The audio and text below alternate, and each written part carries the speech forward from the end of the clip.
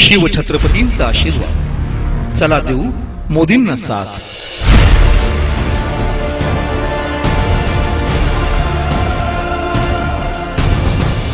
शासनाकडे त्यावेळी पैसे नव्हते आणि पैसे नसल्यामुळे ही कामं थांबली होती। इथले लोकप्रतिनिधी कुठलेही त्या कामाचा पाठपुरावा करत नव्हते आणि त्यामुळे कामं कॅनल पूर्ण होऊनही लोकांना पाणी मिळू शकत नव्हतं।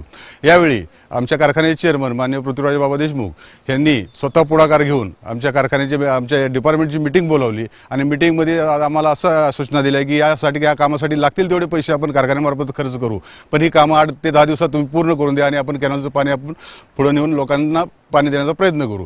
त्यावेळी मग आम्ही आमच्या कारखान्याच्या डिपार्टमेंटकडून एक 40 ते 50 जणांची टीम, एक 7 ते 8 प्रोक्लॅन आणि 10 ते 15 डंपर जवळजवळ 15 दिवस रात्रंदिवस इथं हे काम करून हे कॅनलला डायव्हर्शन देऊन हे कॅनलचं पाणी पुढं पास केलं।